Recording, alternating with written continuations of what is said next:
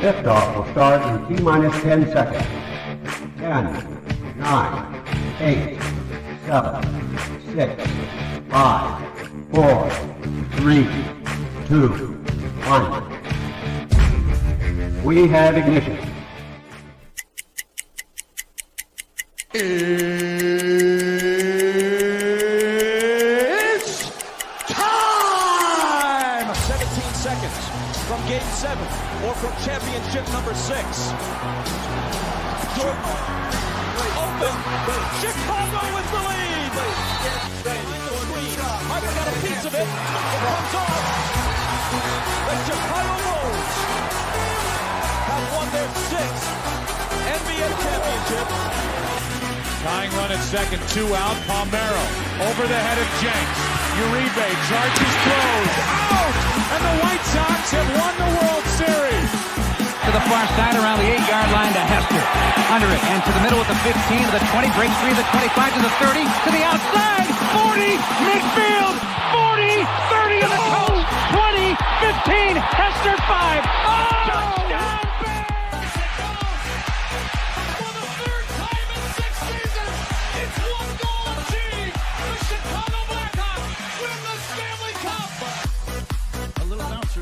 Toward Bryant. He will glove it toward Rizzo. It's in time. And the Chicago Cubs win the World Series.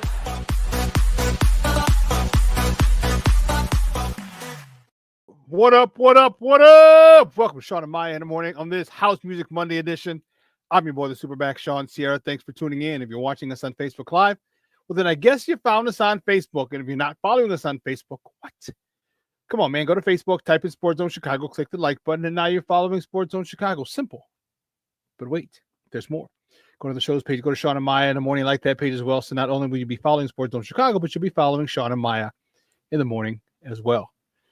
If you're watching us on a YouTube channel, excellent. And if you're not subscribed to our YouTube channel, for real, come on, man. Go to YouTube, type in Sports Zone Chicago, click the subscribe button. But also click the notification button. That's the little bell right next to it. And that'll let you know anytime a show from Sports Zone Chicago is going live. Get it? Got it? Good.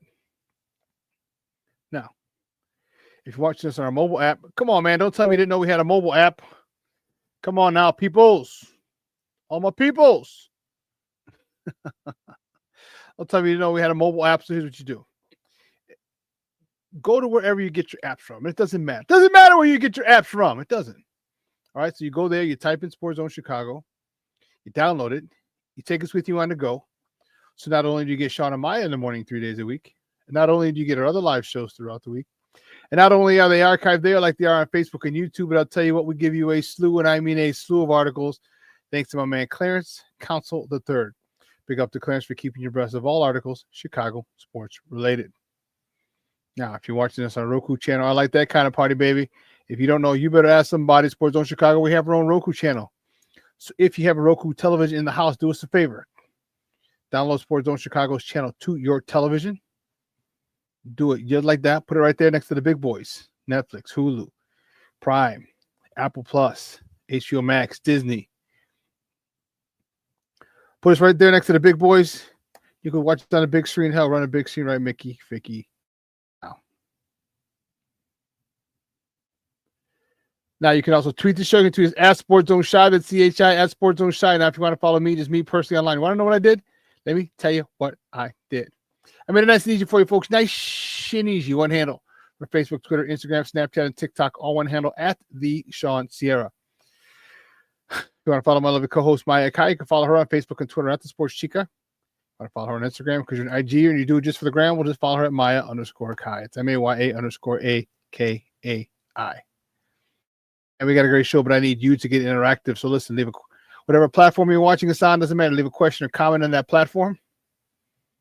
Okay, it'll come up here on the screen. It'll come up here in the thread. We'll put it up on the screen. We'll incorporate into the show. And that, my peoples, is what makes this the best Chicago morning sports talk show around. And that's you, baby. So bring them all. Questions, comments, smart-ass remarks, because you know how we do it over here. Ain't nobody scared over here.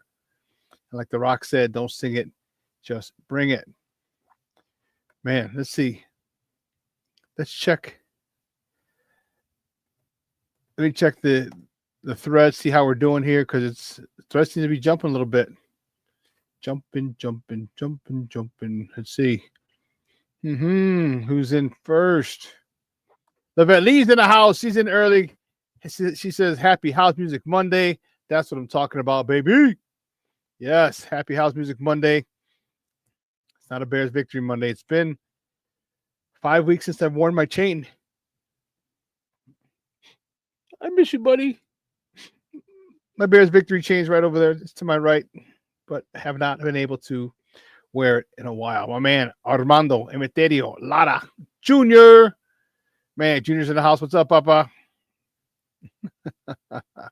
That's funny. It says, "Get off my lawn, Shawn Monday," instead of Victory Chain Monday. Yeah. Shorty, Mr. Shorty is in the house. He's checking in. I had no hope, but at least that was a good game. It was a good game, and there was a lot of things the Bears did right. It's just not enough to get over the hump. Michelle Wall, the thought of you, Papa. We had some burpees this morning. Oh my goodness. Did some burpees. I was like, son of a biscuit. Said, "Good morning on a House Music Monday," and Eber lose must go. Yeah, I hear you. Mr. Shorty says, "Can somebody please tell me why in the hell we cannot beat the Packers?" I don't know, man. That is the $1 million question, Shorty. That is the $1 million question. Listen, I don't know a lot about a lot, but I do know this. More of the users will chime in as the show goes on. You know what, man? Maybe we'll ask them as well, Shorty. Excuse me. We'll ask some of the other regulars on why we can't beat the Packers. You know, it's a frustrating situation for us as Bear fans. And we've got to do something. Cornelius Squall's checking in. What up, sports owners? He says, "Playing not to lose will bite you in the butt every time." Yeah, see, I don't know about that. See, everyone's talking about that. And that's my issue with, everyone's saying, "Oh, you should have done this." And I'm like, I don't know if I'm in agreement with that. I really don't. I don't know if I'm in agreement with it, because there's something that happened and it's bothersome to me.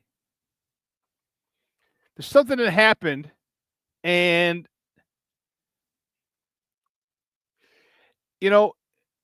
I feel, and everyone's talking about it. And here's why, and this is why you don't listen to people who've never played the game and or coached it. Yeah, I was wondering why didn't you go for another one? But you know what I saw? I'm like, wait a minute. I didn't like the run before. The run on first down. The Roschon Johnson, they got some penetration. Roschon Johnson's not a type of guy who has great lateral movement, right? He can't jump stop, boom, and get it started again. DeAndre Swift is, but you had him in because he's a power back, because you want to make sure he didn't fumble, get those tough yards. There was a lot of penetration that got in on first down, and one thing you probably didn't want to do was get tackled for loss. You didn't want to get a TFL. All right, you're at the 30. It was inside the 30-yard line. So it came out to like a 45-yard kick. Well within his range. And so I understand why Eberflus said, no, we're going to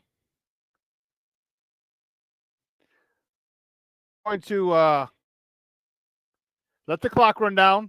We're well in his range, and let's get it done. Now, a couple things. One, they blew the officials blew it. They blew a call. They blew a call on that end field goal that was bullshit. There was no leverage called. First of all, they knocked our center back. You can't touch the center. They ran into him, knocked him back on his ass, and they didn't call it. We're at home. We're not in Green Bay. We're at home.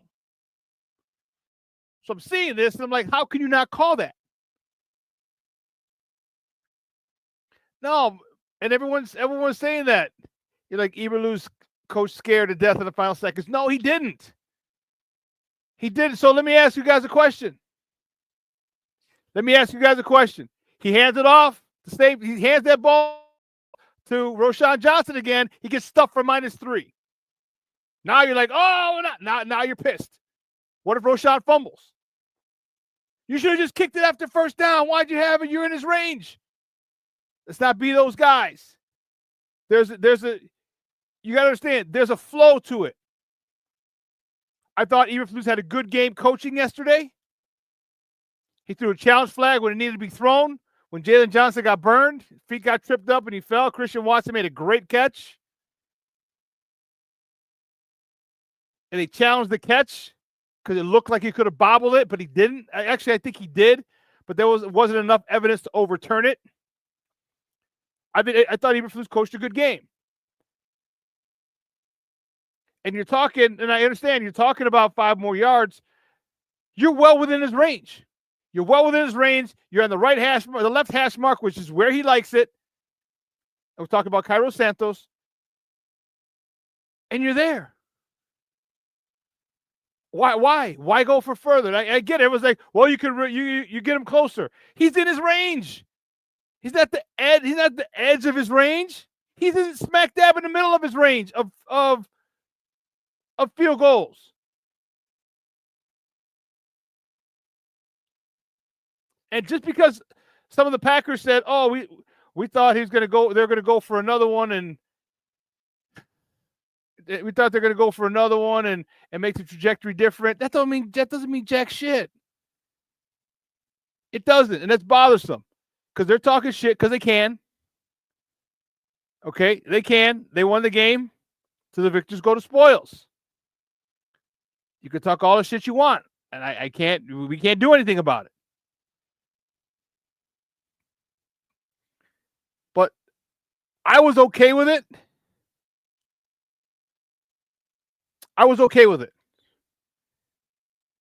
And a lot of people weren't.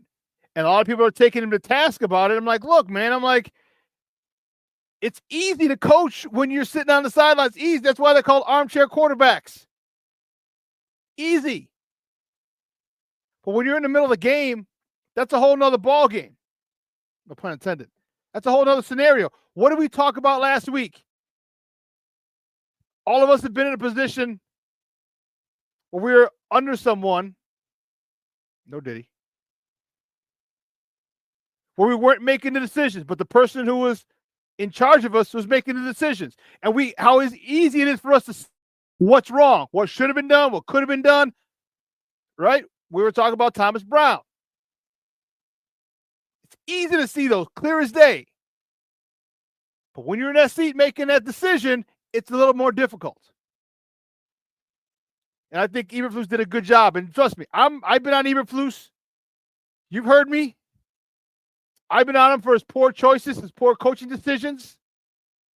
But this one wasn't a poor coaching decision. You do not want to push him back to the edge. You didn't want to push Cairo Santos back to the edge of his range. He's smack dab in the middle of it, 45 yards. Boom. You don't want to make it 48 or 50. Now you're looking at something crazy.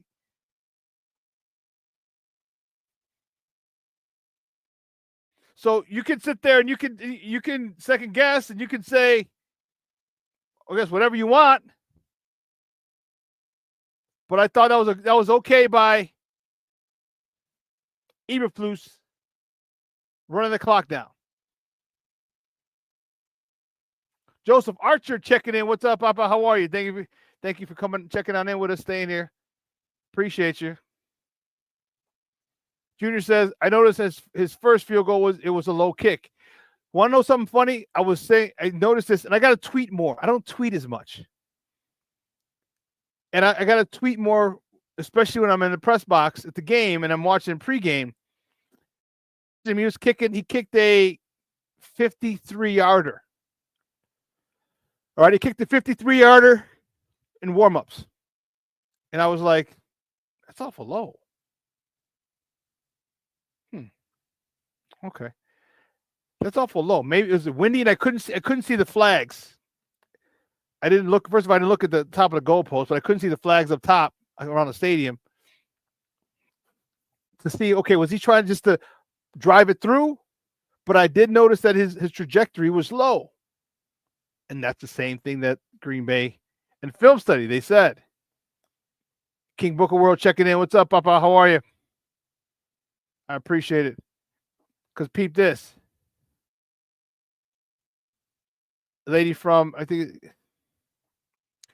Kaylin Kaler. I think she works for ESPN in Milwaukee or in Milwaukee. That she was in the Green Bay Packers locker room. She says, just talked to several players on the Packers field goal block unit. All of them said that they noticed that Cairo Santos kicked with a low trajectory when doing film study. They expected the Bears to run another play, which in their opinion would have made it more difficult to block. Okay.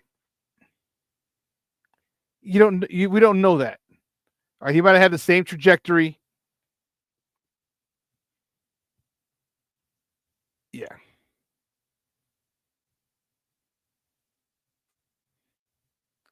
Disagree. I would have run another play just like the Chargers did last night. Well, first of all, we don't have the guy who was in was explosive as a running back, and the penetration that the defense was getting was one that I understand why he decided to run it down.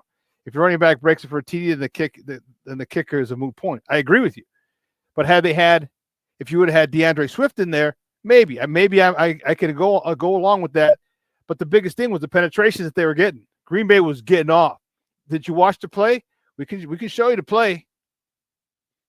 We can show you the play, and I'm at that particular point. I'm not worried about what I'm worried. Where are we at here? No, here we go. Yeah, at that particular point, I'm worried about being stuffed. I'm worried about moving my kicker back. That's what I'm worried about. That's what I'm worried about. Do we do that? I don't know. Let's see.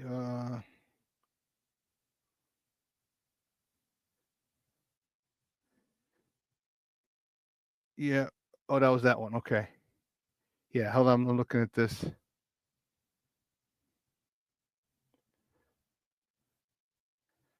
Here we go. Okay. You guys want to see it? We'll see it. We'll watch. Want to hear it? Here it goes.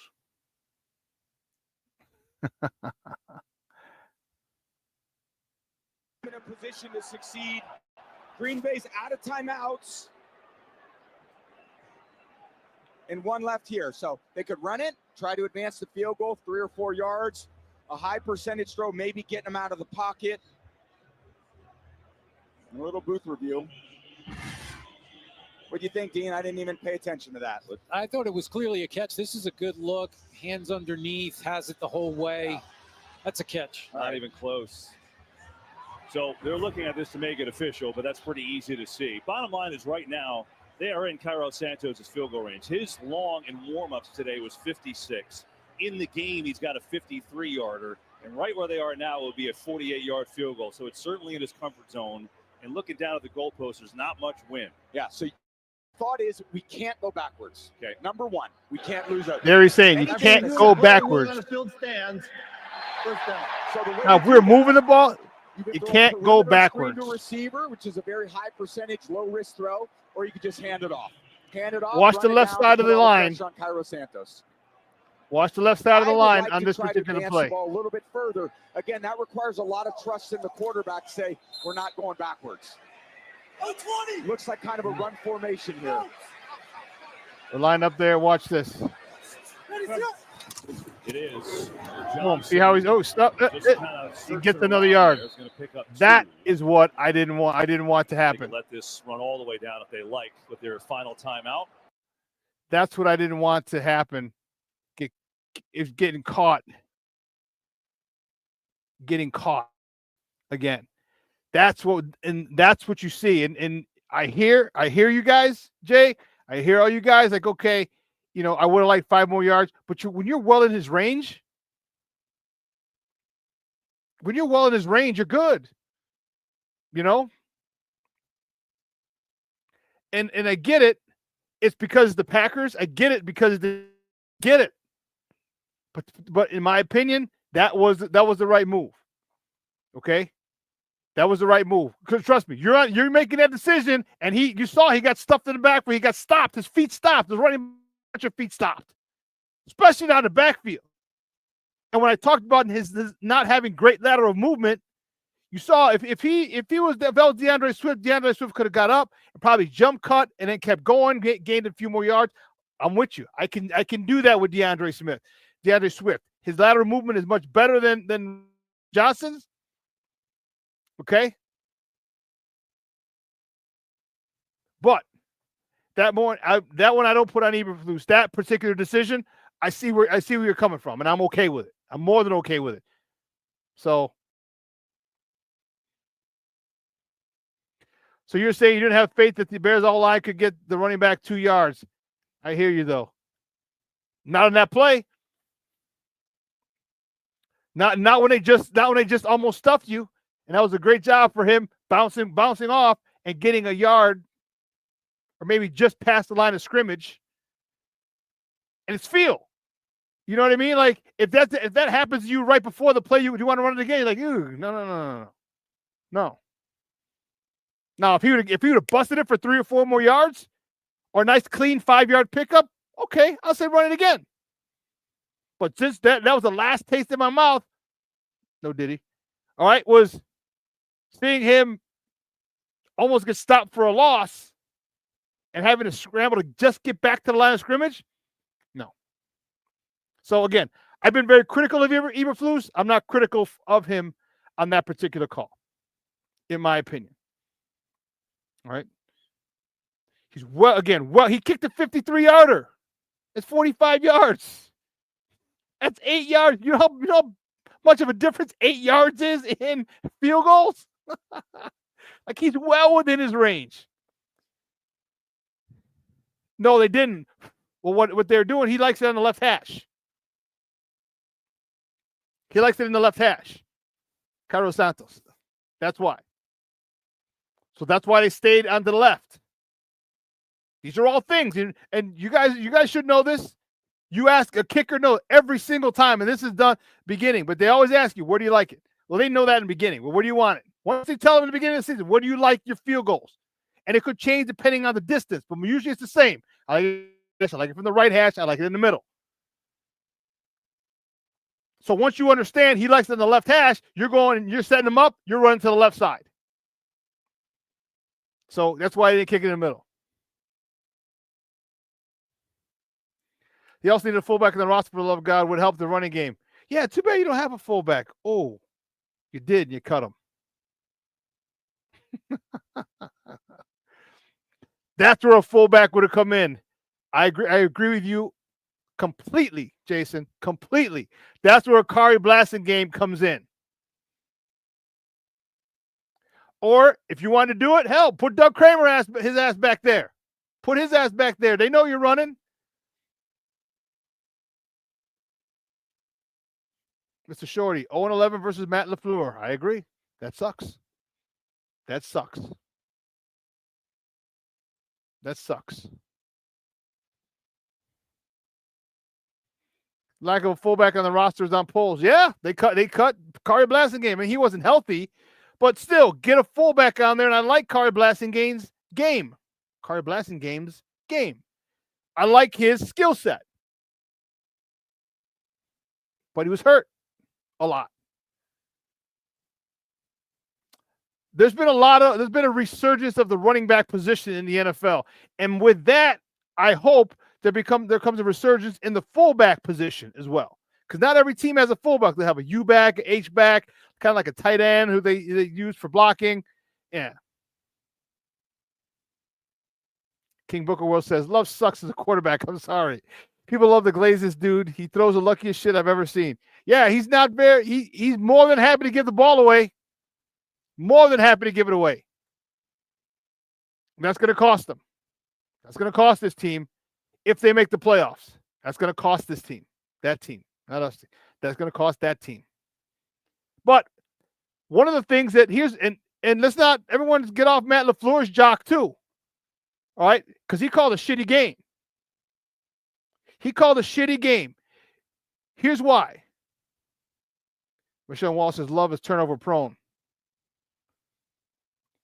When you have the Bears' top run stuffer out, and Andrew Billings, why aren't you running at the replacement? Why aren't you coming downhill with a guy who runs downhill and Josh Jacobs? Why are you running outside zone? Why are you stretching it? Why are you allowing the Bears to use their advantage, their speed, getting to the corner, getting to the sideline? Why are you allowing the Bears to do that? That was a horseshit game plan by the Packers. And when they kept running sideline, I was telling, I was sitting next to a guy named Chris. I can't remember his last name. But he's a digital guy for Fox 32. Oh, courtesy of. Funny. He works for Fox. And we were talking. I'm like, dude, they're not. I said, they're not. I said, why do they keep running laterally? I said, they're allowing us to use our speed to chase Josh Jacobs down. I said, they're allowing us that ability. I mean, Josh Jacobs, what do you have?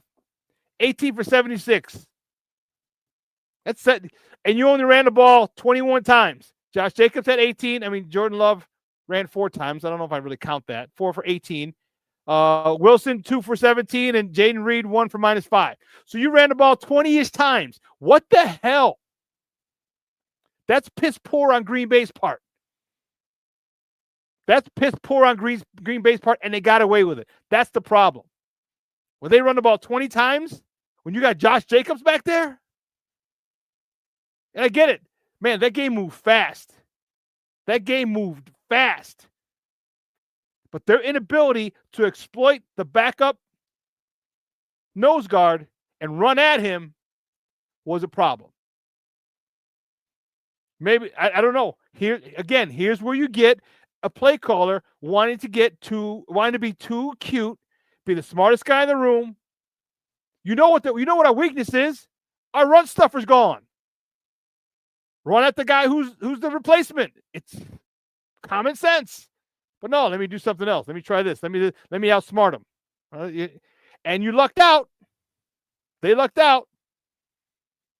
But that was a bad play design, bad game plan by the Packers. Horrible game plan by the Packers. Cooking Book of World says, also, LaFleur's a damn crybaby. Yeah, he is. He is. Yeah. Yeah. I agree. Listen. We're going to take a quick break. On the other side of the break, all right, we are going to get to our top of the morning topics. I was just annoyed with some of that shit. I was annoyed, and it's a game, and this is the second game this year. You talk about ruining a quarterback confidence. This is the second game this year. Never noticed that until yesterday. Notice what, King Book World? Notice what? But it's the second game this year that you stopped Caleb from coming back to win from a game-winning drive. Second game.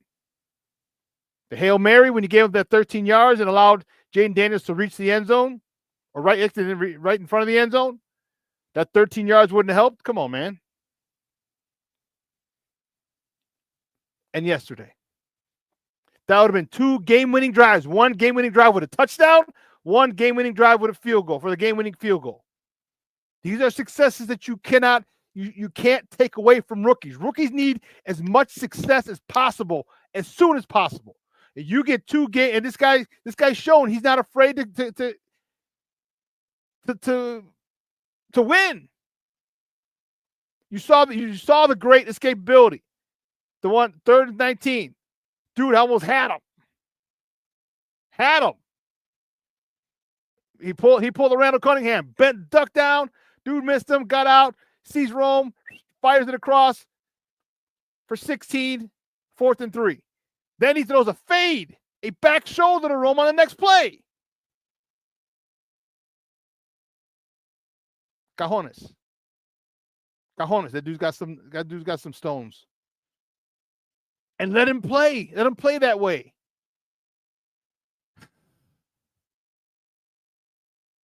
Frustrating. Anyway, keep it locked right here. Shawn and Maya in the morning on Sports Zone Chicago.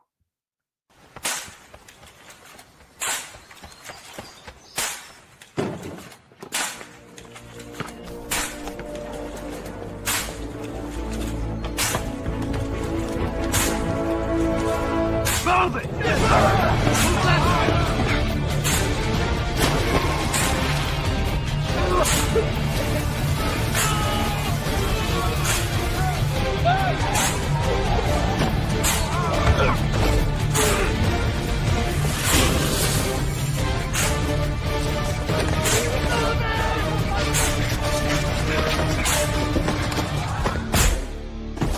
Many will hear the calling. Few will earn the title. United States Marine. The few, the proud, the Marines. Hey, it's your boy, the SuperBack, Shawn Sierra, and be sure to follow Sports Zone Chicago on all social media platforms, on Facebook, Instagram, and our Roku channel. You can find us at Sports Zone Chicago, and on Twitter, we are at Sports Zone Shy. Also, be sure to download our mobile app so you can take Sports Zone Chicago with you on the go.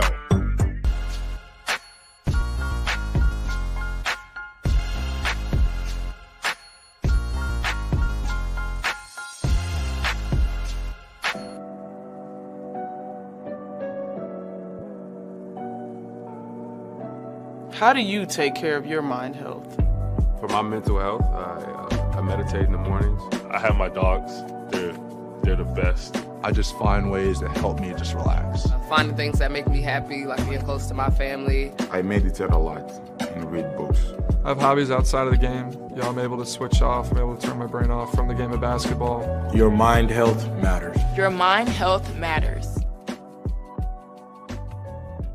We are looking for a few heroes, mentors, trailblazers, innovators, a passion to change lives, spark curiosity, open hearts, and awaken minds, help students answer the question, who am I?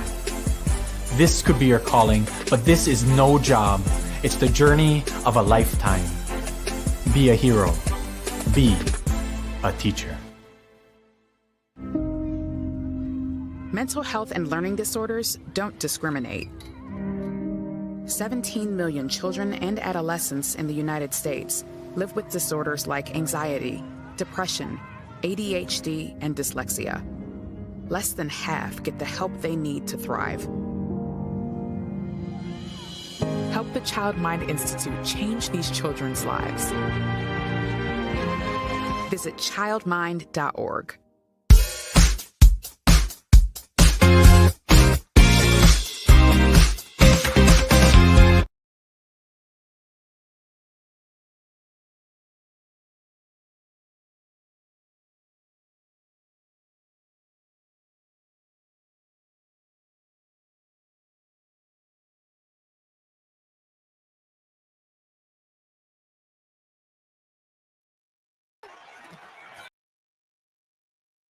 Williams in trouble, gets that out of one sack, run for his life, throws. Oh, it's a big catch. Not there yet, but it'll be a fourth and manageable. It's a Dunze. Wow, what a play. Extending that to a Dunze and obviously play the game right here. See if they can get a rush, the Packers. Looks like man-to-man coverage. 4th and 3, game on the line. Williams lofted one for a Dunze. He caught it! He caught it! First down! A lot of time here. One-on-one to Dunze. Throws it to his back hip. Welcome back to Shawn and Maya in the morning on Sports Zone Chicago. That clip courtesy of Fox. That looked like the game-winning drive. Looked like the game-winning drive. That was tough. Chihuahua. That was tough. That was tough. And man. Off the dub. is in the house. Good morning, Papa. He said, I love the way Caleb played at the end of the game, making the needed third down conversion to put us in a position to win the game. Yes. Yes. And Mr. Yet he was denied again. Yeah, he was. He was. But I'll tell you what, if you're talking about the most important thing this season is Caleb's development, you're getting that development. Okay? You're getting that development. All right? This is the second time. The second time, as I said, he led a game-winning drive. All right? Stuff beyond his control. He can't control the defense. He can't control the interior of the line. He can't control the officials who blew the call because you cannot hit the center. And they ran over our center. Ran over him. But I digress.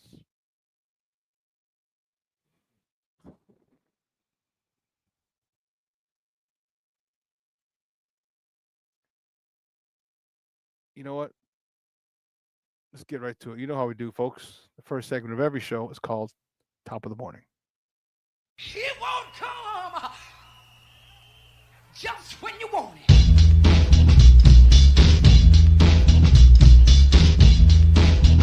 Top of the morning to you. Top of the morning to you. Top of the morning to you. The first top of the morning topic, there's only one place to start. Let's get her done. The Bears lose to the Packers 20-19 on the lakefront. Man, that was a tough loss. Caleb Williams, 23 of 31 for 231 yards. No tutties, no picks, with a 95.0 rating. He also carried the ball 9 times for 70 yards. DeAndre Swift, 14 carries, 71 yards, and a touchdown. And his touchdown run was sweet. Johnson, Roshan, 10 carries, 33 yards, and a touchdown. Obadunze, 6 catches, 65 yards. DJ Moore, 7 catches for 62 yards. Although it wasn't enough. As we fell to the Packers for the 11th consecutive time. There's no one on this roster, current Chicago Bears roster, that has beaten the Packers. No one. Frustrating, to say the least.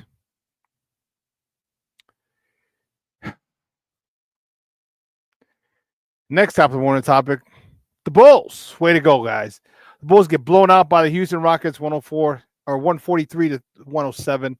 What? They were down by 40 at one point. Are you kidding me?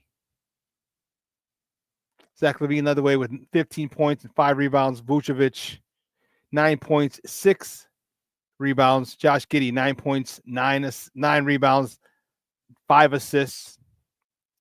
And Talen Horton-Tucker, Chicago's own, pride of Simeon, 12 points, 4 rebounds. Bulls have a big victory. No, they lost to Cleveland the other day. Last week they had a nice victory. And then they come out and they play like crap. Their focus. That's what it is focus. And it's tough to understand because you don't have very many young guys. I mean, I shouldn't say young, inexperienced. They're all young. But inexperienced guys. Like Kobe's probably like 24 now. Seems like he's been in the league for 10 years. But Kobe's young. Patrick Will's young. Io, a little older because he went to 3 years of college. Josh Giddey's 23, 24. Zach's like one of the elder statesmen. He's at 30. Then you have a bunch of guys in, the second team. There should be enough veteran leadership. There should be to stop this from happening. But see, here's the problem. when you come from a championship organization, you understand these pitfalls. There's no one on the Bulls who's come from a championship, or no players who come from a championship organization. You know, you got to have player accountability. We hear that word tossed around Lake Forest all the time, accountability. But it doesn't start with the coach. It starts with your teammates. When your teammates say, hey, we can't do this. We have to do something. We have to be better. Great teams are led by the players. Under the influence of the coach, let's not get it twisted. But when you have the great teams I played on, the great teams I coached, coaches didn't have to do a lot. It was the players. The players policed the locker room. The players got on each other when they weren't doing their assignments. In no uncertain terms. No uncertain terms.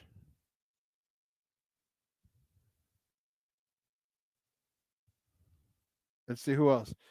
Oh, snap. James Ford checking in. What's up, Papa? How are you? Thank you for tuning in. I appreciate you.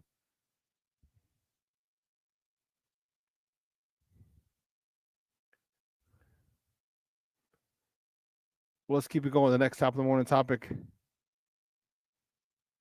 After that, the Bulls. They're in Motown tonight to face the Detroit Pistons. Excuse me. It's at 6 p.m. Central. You can catch that game on Chicago Sports Network if you have it. Or you can listen to it on their flagship station, 670 a.m.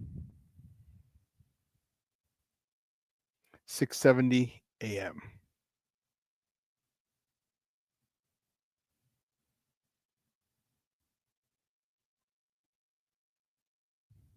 There goes the warden. I don't know if you heard that.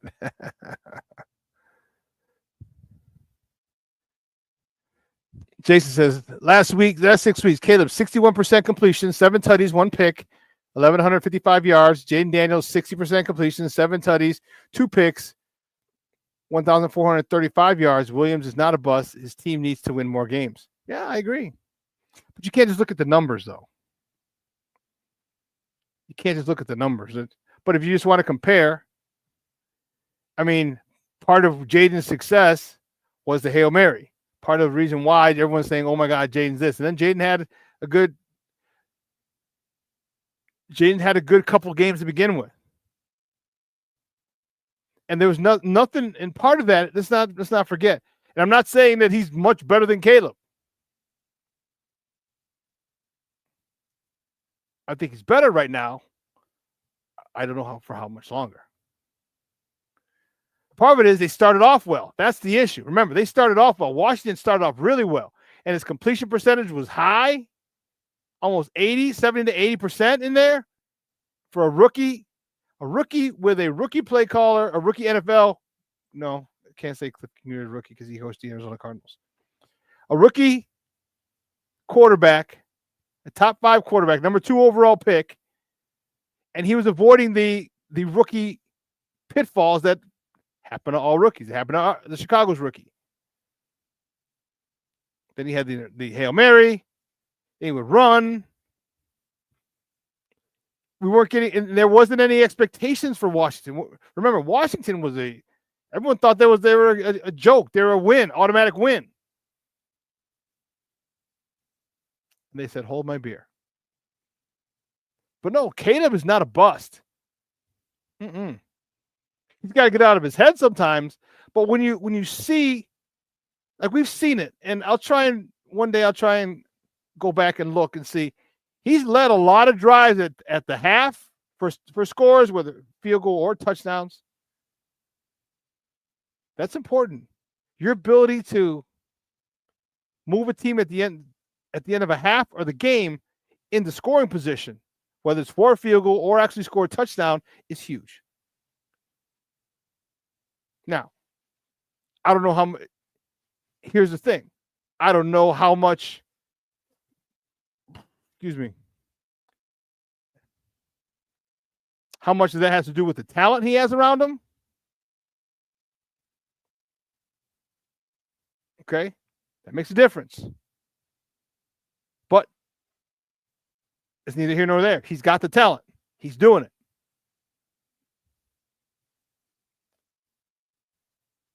Off the Dove says, why do Chicago teams have such a problem firing the head coaches? We need head coaching changes everywhere. Yeah, we do. Yeah, we do. And Shorty says, we had Harbaugh in our Griffin crosshairs. Yeah. This is a great comment, King Booker World. He says, none of the QBs are busts or generational. They are rookies, and I blame the media for a lot of this BS narrative. I agree with you. That could probably be one of the best comments we've had in a long time. Yeah. They don't suck, but they're not world beaters. They don't revolutionize the game. They aren't generational. They can be good. They can be great. You can be a great quarterback and not be generational. So just because people come off, because I say Caleb's not generational, people want to come at me, which I don't care because I really don't care. But you ask them, are there great quarterbacks? So every great quarterback generational? No. Would you settle for Caleb to be great? Yes. So if he's great and not generational, would you want to give him back? Well, he's generational. No, he's not. But it doesn't stop the fact that he has a very, very high ceiling.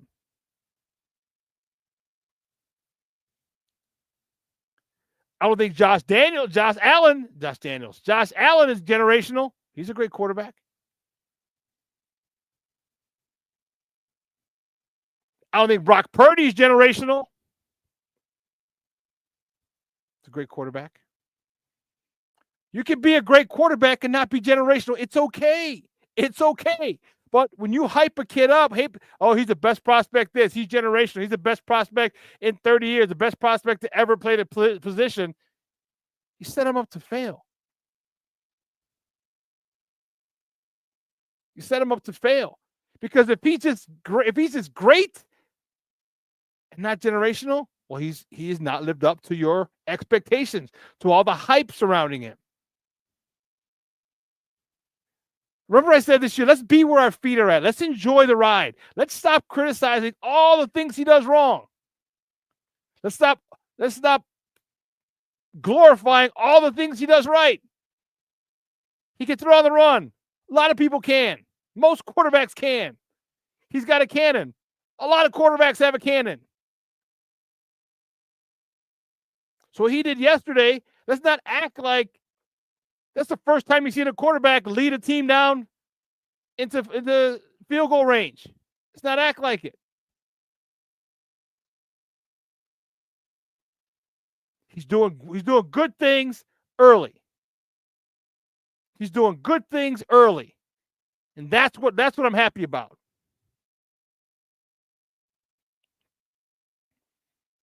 Although I wasn't as happy with him being very nonchalant in the press conference yesterday.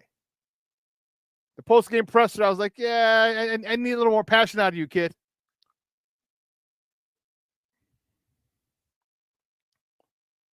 I think I don't think he understands the rivalry because it's his first game, but he'll get it.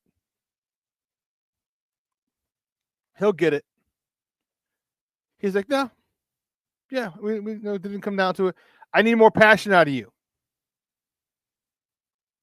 We've got to know that it means a lot to you that you lost to the Packers. And truth be told, the Packers aren't even the best team in the division. They're third. It's just a rivalry. Now we got the second place in Sunday. And then we have the first place team we're traveling to on Thanksgiving. But I want to see more passion from him.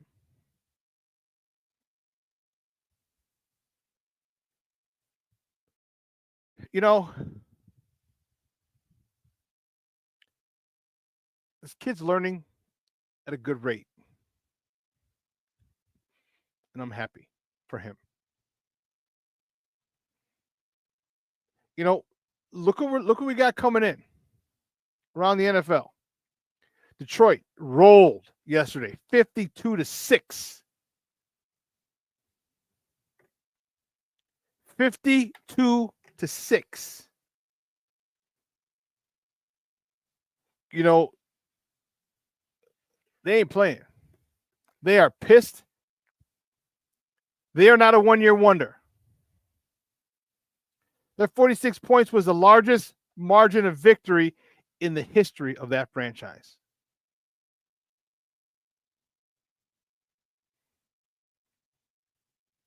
Jacksonville sucks. I get it. I get it. They had 645 yards of offense. 645 yards of offense. 449 passing, 196 rushing. Jaguars had 170 total. The Lions had more rushing yardage than the Jaguars had total yardage. 38 first downs, 6 for 10 on third down conversion. That's a 60% clip for all you who didn't pay attention in math or skipped math class. And the Jags were 2 for 10.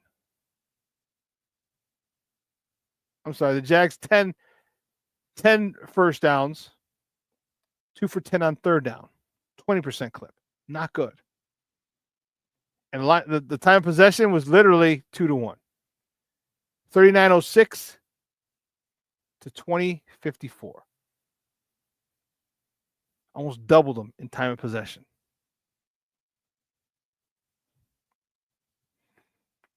Detroit ain't no punk. Detroit ain't no punk.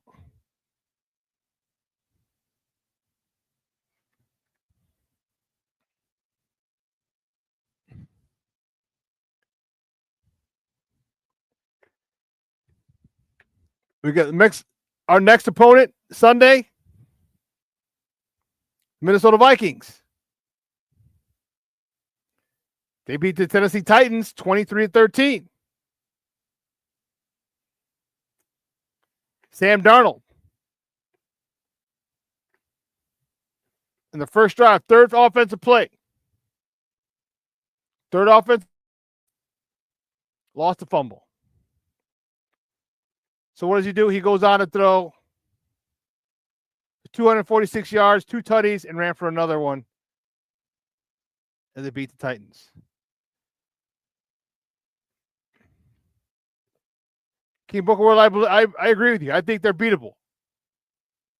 But let's not forget they are ahead of us. And this is what I need Eberflus to instill in this team. We respect, we don't fear. There's an old saying, respect all, fear none. Respect all, fear none. Respect what they can do. You're going up against Brian Flores, one of the best defensive coordinators in the game. So you better put some respect on his name. Respect. Period.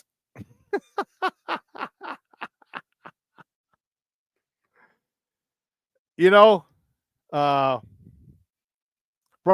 a lot of blitzes. He's going to put a lot of pressure on Caleb. And Caleb is going to have to respond.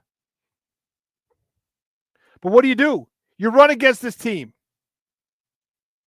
DeAndre Smith, 14 carries. Roshan Johnson, 10. That's 24 times you carry the ball. No. It's got to start at 30. With this Bears team, it has to start at 30 carries, 30 rushes per game, minimum. That's the floor. That's the least acceptable amount that we can have. And I'll give you the side eye if you're only getting at 30. We got to be 34, 35, 36 rushes.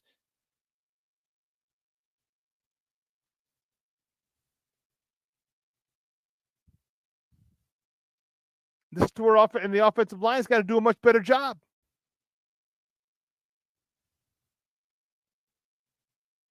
I don't understand why we're having so many problems getting up to the next level, picking off linebackers. especially when you're double teaming to the second level. How the hell can you not double team, let one man get control, and then you go on to the linebacker, to the next level? I don't get it.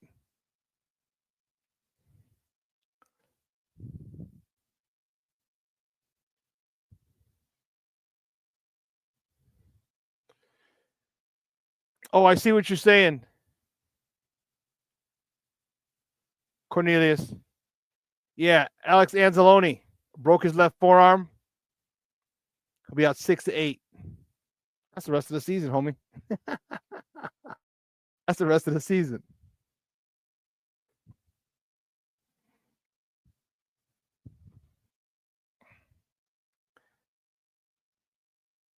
I don't. So now you got one of their guys, Chad Hutchinson, out at the front line, on the first line of defense. And you got Anzalone on the second line of defense. But they have a powerful offense. That's the issue. The powerful offense that they have is going to allow them to kind of weather the storm with those guys out. But I'll tell you what, they should show. In tough games coming up, it should show. No pass rush from Hutchinson. Anzalone not running people down, running sideline to sideline, making tackles. That should show. That should. Listen, let's take another break. On the other side, we'll come back. We'll have more Bears talk. All right, so don't go anywhere, folks. Keep it locked right here. Shawn and Maya in the morning on Sports Zone Chicago. Hey, it's your boy, the SuperBack, Shawn Sierra, and be sure to follow Sports Zone Chicago on all social media platforms, on Facebook, Instagram, and our Roku channel. You can find us at Sports Zone Chicago, and on Twitter, we are at Sports Zone Shy. Also, be sure to download our mobile app so you can take Sports Zone Chicago with you on the go. Time out. How are you feeling right now? Happy? Excited? Angry? Overwhelmed? One of the best things you can do for your mind health is to name what you're feeling. It can sharpen your awareness and help you talk about your feelings with someone you trust. Here are 3 questions to ask yourself. Where are your thoughts right now? In the past, the present, the future? Do you notice any sensations in your body? Is your heart beating fast? Is there a flutter in your stomach? Or are you fully relaxed? What do you need right now? Time with others? Time to yourself? Remember, there's power in this awareness. So find ways to identify what you're feeling today.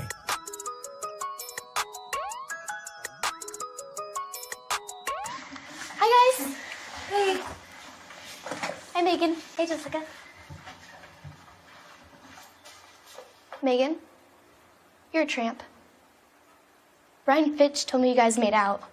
Everybody knows. He said your breath smells like garbage. And he almost puked. He says you're the most desperate girl he knows, besides your mom. How many boyfriends does she have anyway? Lots? Your makeup makes you look like a clown. That zit is huge, zit face.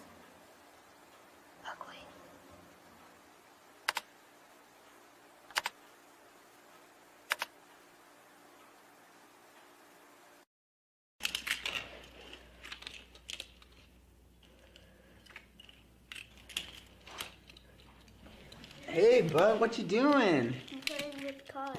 Cars? Can you show me what a car does? Whoa, whoa, whoa, whoa, whoa. Hold on a second. First of all, this is a school zone. So you need to put down your cell phone, stop texting, and let's get to driving. Now you're coming up to a stop sign, right? You need to slow down and stop before you hit that Y line. I want you to look left, right, left. You don't want to get hit by a car going on your left, and to your right to make sure you don't get sideswiped by a guy coming from your right. You're coming, and you see a crosswalk. You better slow your horses down, because the #1 rule of driving is always yield to pedestrians. Now stop, pull over, and you are done driving. Gosh, what do they teach you kids in school nowadays?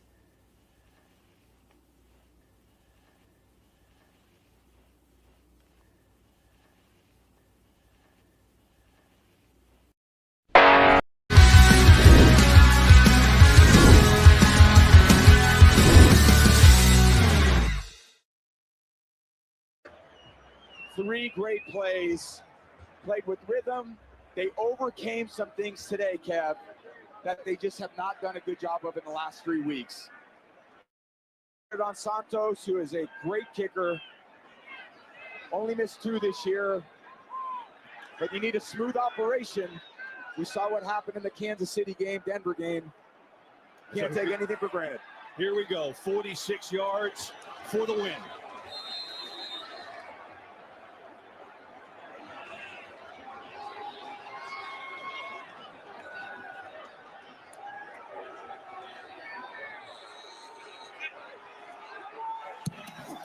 And it's blocked!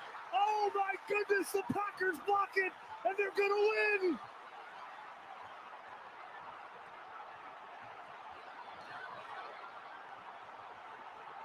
Green Bay survives!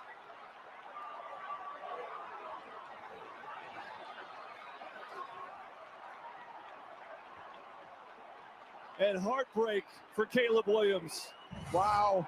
Brooks, 94, with the penetration right through the A gap between the guard and the center.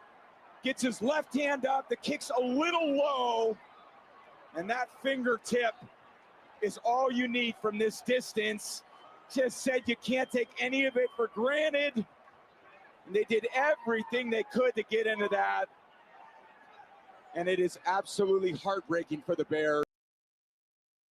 Well, welcome back to Shawn and Maya in the morning on Sports Zone Chicago. That was it. Those clips courtesy of Fox 32. That was it. That was it. That was it. If you saw on that play, if you looked at the center gets blown up. Can't touch the center on the snap. 94 goes, runs him over.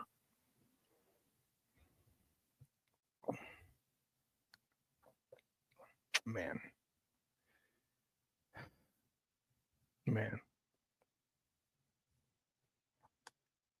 You know,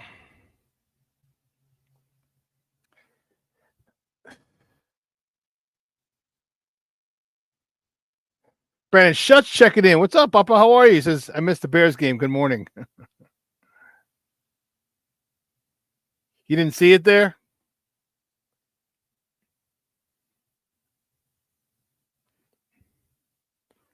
Yeah.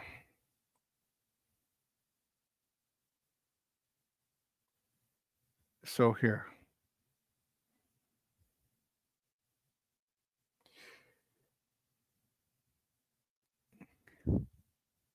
Here's where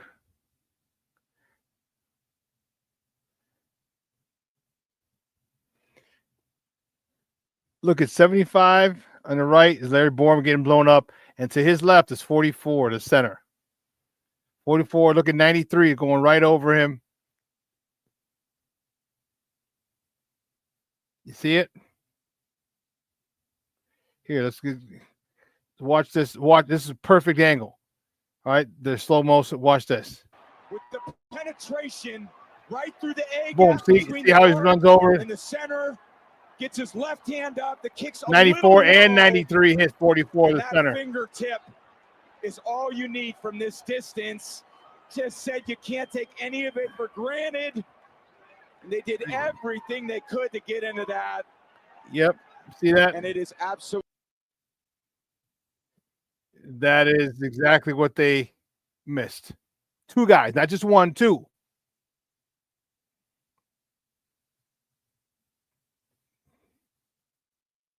Cornelius Squalls, how do you not get that call at home? Question. Especially when you had that call against the Bears in previous weeks, the leverage. Come on, man. Do you see it? Love is flexible. He didn't win the game. The Bears lost it. Yeah. Yeah. A couple things. You know, I heard a couple people think that because they go out and they yell.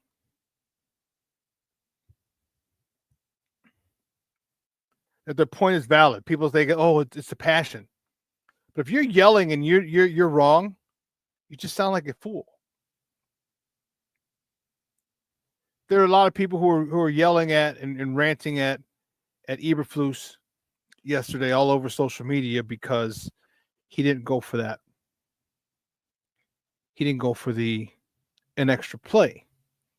But when I showed you, okay, it's a different story when it's in the heat of the game. You want to get the ball, another run, but the run you just had was almost stopped for a loss. And the last thing you want to do is push your kicker back. You're well within his range. To push him back 3 to 5 yards, not exactly what you want. You heard Tom Brady, you can't go back. You cannot go back. And that first down run to Roschon Johnson almost went back. He barely got to the line of scrimmage, maybe just crossed it. You don't want to take that chance again. They were getting penetration. And it's frustrating when people go off and they call them cowards and they call them this and, a lot of people. And I'm like, you've never been in a situation like that. And that's the frustrating part. And I get it. You're a Bears fan. We're Bears fans. We're passionate. We lost 11. We were at 10 in a row. We didn't want it to be 11. But I believe that was a good coaching call. Junior says, I did too. I still think he could have. He could have run another play. But you're literally just coming off the play before where he almost gets stuffed for a loss. But Shawn, you're right. It is Caleb Williams' birthday today. Yep, it is. That's why you're like, no. We don't. If that happened to you, remember that play call, it's different. But it's so funny how people go out and they start calling. And when people call people stuff like that, when you've never been in that situation, I would have done this. I would have done it. Like, stop. Stop yelling for situations you have no idea about being in. Like I said, if they had run that play, first down, and Roschon got a nice clean 3 or 4 yards, I say, okay, run it again. But he didn't. And that's the issue. He didn't get a nice clean 3 or 4 yards. He almost got stopped for a loss. And the one thing you cannot do is go back. So what if he does get stopped for a loss? Come on now, people. You know what I mean? Like, I get it. It's Green Bay. We hate Green Bay. I hated seeing all those inbred hillbilly Mother Hubbards up there with their stupid green and yellow striped overalls and a cheesehead block on their head. Walking around holding their cousin's hand, kissing their cousin or their sister or their brother. I hated it. But I don't think it was the wrong move by Eberflus. I said earlier, I think Eberflus had a good game yesterday. I think he had a first game, a good game yesterday.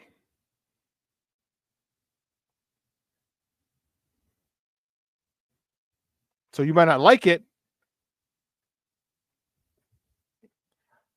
but I think it was the right call. The one thing that I'm still not seeing that I was a little annoyed with, I'm not seeing any quick passes, any slants. I'm not seeing slants. If you watch on, here's one of the things that I really liked about Caleb. He's getting the ball out quickly.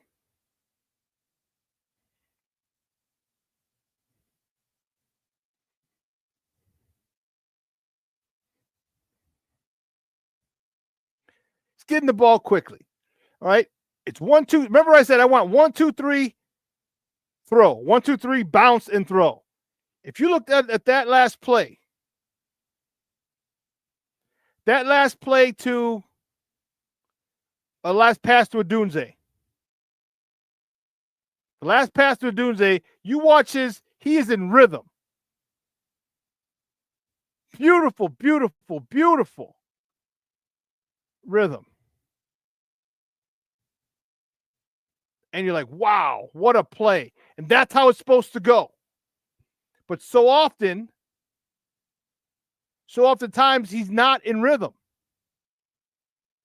He's waiting. Remember we talked and his drops. Tough ones. Here, let's watch this. Watch his drop. This is you see, 4th and 3. It's 1, 2, 3, ball's out. See if they can get a rush, the Packers. Looks like man-to-man coverage. 4th and 3, game on the line. Williams lofted one for a dude. He caught it! Go back to it again. Watch this. 1, 2, 3, plant, a bounce, throw, catch.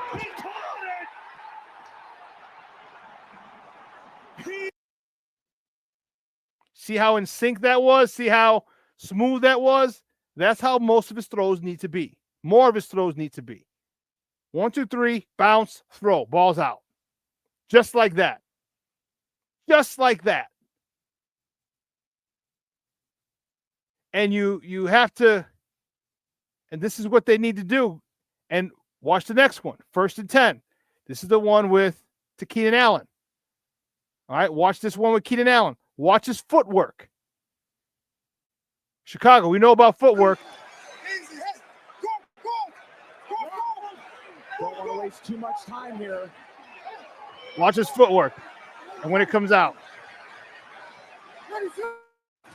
1, 2, 3, 4, 5. Bounce. Throw. Whoop, there it is. 1, 2, 3, 4, 5. Bounce. Throw. 44 seconds left. You have a lot of patience. Again, you've got a rookie quarterback. The first situation. Okay. Perfect. On those routes, the drop was married to the routes. If you see, even he had to hurry up a little bit. His 4th and 5th step were like beep, beep, real quick. Like that would have been a good three-step drop, but he was trying to get back. I'm not sure. Actually, let me not speak. I'm not sure exactly what he's doing, but his 4th and 5th step were quick to maintain the timing. Maybe because there was pressure too. So, my man Plank checking in the house. He says, "Good morning, Shawn. Sports owners. I'm at the doc's office for the annual checkup. I'll catch this later. Bear down. Good. Hope you get a prostate checked. Healthy. Stay healthy." Man, Roberto Ramirez is in the house. What's up, Papa? Say good morning, people. My peoples. All the peoples.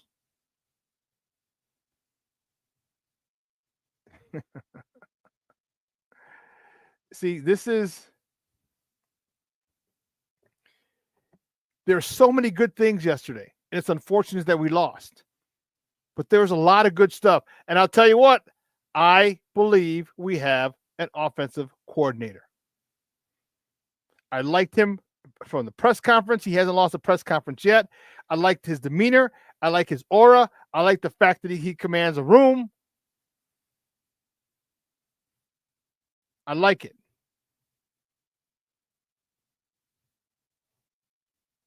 And he did a lot of what he said he was going to do, run the ball.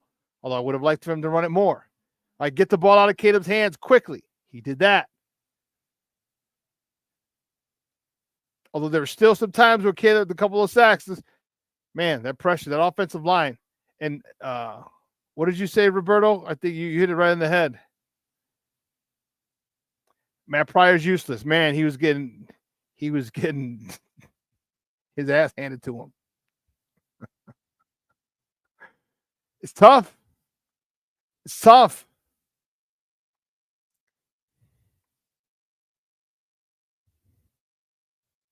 Junior making up stories. Says, I remember when we were going down the field and you fumbled at the goal line.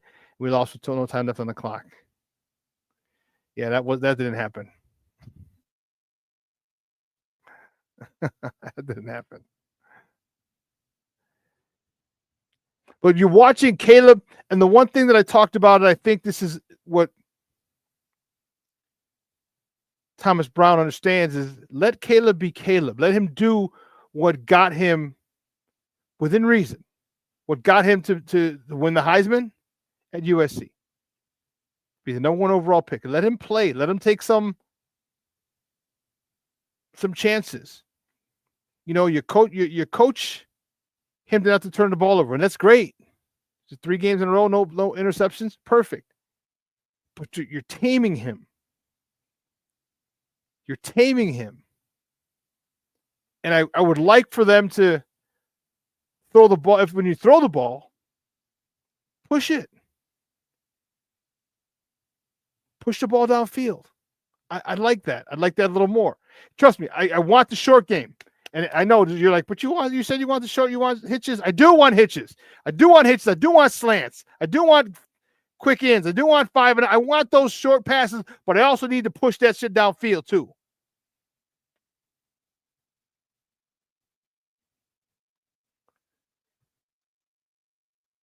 Maybe we'll see it this week. I don't know.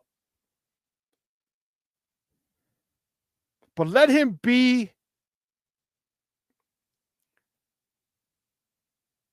Let him do what got him to this point. So you remember I talked about offensive coordinators got to be the smartest guy in the room, right? You love his talent, right? But you also have to understand what got him here. You're asking him to change who he is.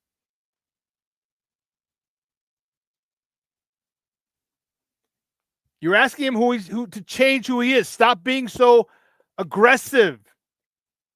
Some might say borderline reckless. If you have great expectations for this guy, you cannot put restrictions on this guy. He's going to throw interceptions. He's going to be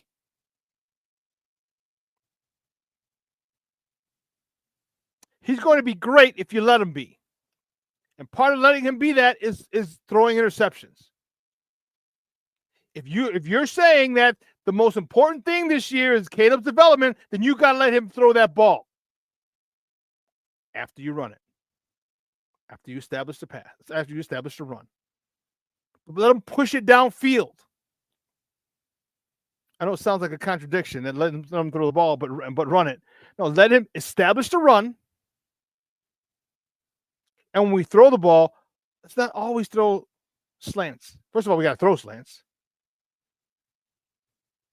But the back shoulder throw to Dunze yesterday, beautiful. That quick out to Keenan, beautiful. But I want more than that.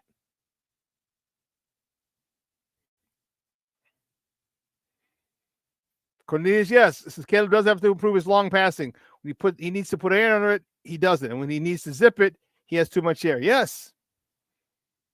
Yes, I agree. That's what I was complaining about last couple of weeks with him.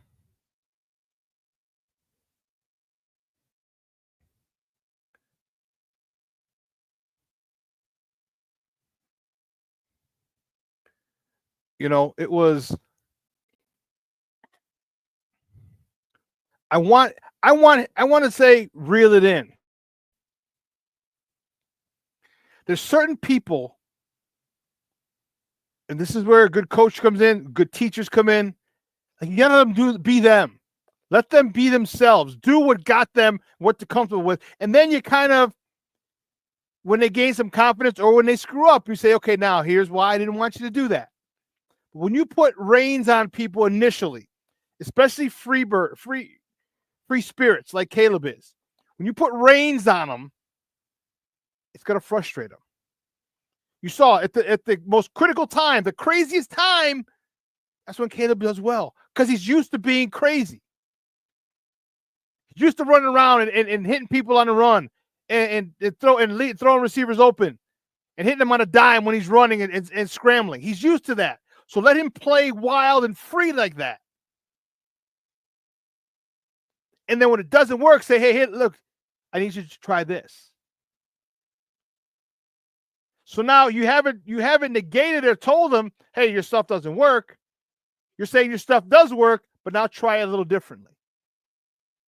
Because he's going to have to fail for you to get your point across as an offensive coordinator. He's going to have to fail. The only way he's going to fail is going to have him to do his shit his way. And when he fails, like, okay, now try it my way. That's how this kid is. That's how a lot of youngsters are.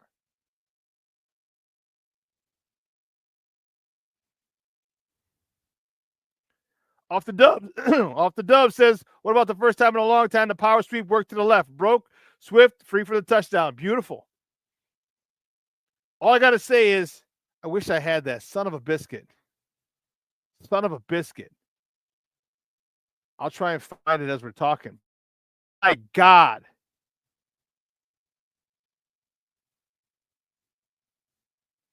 That block by Braxton Jones. What in the hell was that? Dude, he flipped on. Dude, oh boy, he flipped, oh boy. He flipped him. That was an unbelievable. That was believable. That was an awesome block.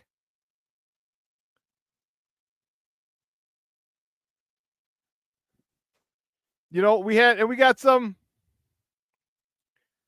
little here. We got a little thing from DJ Moore when I was in the locker room. I got some video from him. I got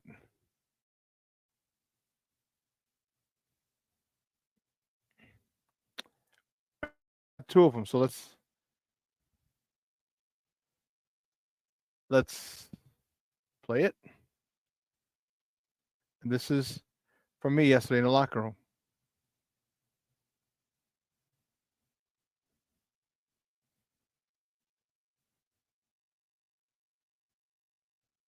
We did and on SuperBack. I mean, there's a lot of positives out there. Just so happened that Cairo got his kick block today. And, I mean, we went back Cairo, but we could have did more. Tonight, we put him in that situation. I mean, kind of building off the question, what did you think of how the game was called with Thomas Brown's first game as coordinator? I thought Thomas did a great job, honestly. I thought he put us in position to have success, and the whole coaching staff as a whole, through preparation this week, felt good. It was a good. They executed, well on the game plan for 4 quarters. So I appreciate Thomas Brown and offensive staff. We got Cairo back, 100%, and that's how it goes. Sometimes, things don't go to plan, and at the end of the day, we all have mistakes out there on that field. Sometimes it comes down to one play, but at the end of the day, it never really comes down to one play. It's a collection of things going on. So I have my fair share of mistakes out there, and so did we all. So we got Cairo's back 100%. How encouraging was it to have the progress that you guys had even the That's Matt Pryor. Like I said, there's your useless guy. Starting fast the season, and to be able to go out there against a real good team and be able to get into a rhythm sooner than later. So it's a lot of positive momentum for us, and we just got. There's your useless guy, Roberto. What was the difference? Was it play calling, getting called in quicker, or why were you guys moving so well in the opening drive? I think TB just did a good job of getting the ball to our playmakers and mixing it up. That was me asking the question. Of the game, and allowing us to keep the defense on the toes with run, pass, and play action. So TB did a great job of how getting the offense going and positive. So that was some locker room, some post game clips from the locker room. All right. Man, I'll tell you, it was fun. It was fun. And I know we didn't get the dub, and I'm frustrated about it. But man, there were so many good things. You're like, damn, this is why it's imperative. This is why it's imperative that you take care of all the little things. Okay. Now the Bears. So now, if you don't think Minnesota's going to be looking at that, say, especially after the Green Bay, he's, low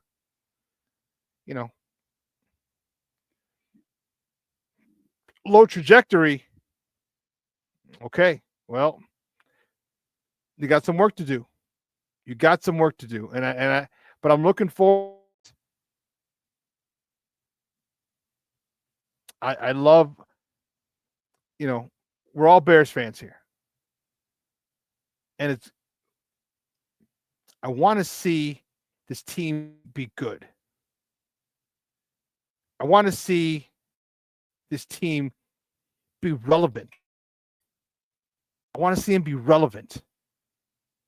It's like there's so much talent here. that I need them to be relevant. Love it. But let me tell you this. You can't sit there and lament this anymore. So I hope Eberflus has said, hey, after they watch film today, we're done with this. Right? We're on to Minnesota. He's got to have that freaking Bill Belichick mindset. We're on to the next week. We're on to the next week. He's got to have it. He's got to instill it in his players, because the only thing that shook this locker room up was the firing of Shane Waldron. Because had they kept him, they might have lost this game. Well, they did lose it, but they might have lost it worse. It might not even have been a contest. So hopefully this shakeup doesn't stop with that much better performance on this offense this week. I hope it extends in the next week. And I think it will, because I think they believe now. I feel that they're more comfortable, more confident in their play caller. All right. I think they feel more confident in him. And there's nothing like when you're confident in your play caller. You said you wanted to see that Swift run? Here we go.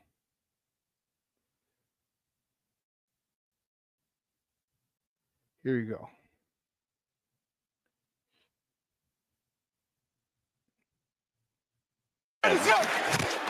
Here's Swift. Got the great block outside. One man to beat. Swift. Foot race. Touchdown, Chicago.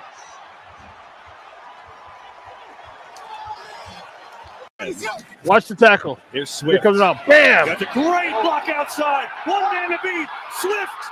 Foot race. Touchdown, Chicago. One more time. That was a great block. And Braxton Jones fought him to call him into the end zone. Look, he pulls. Here's Swift. Here. Got the great side. One man to beat. Swift. Touchdown, Chicago.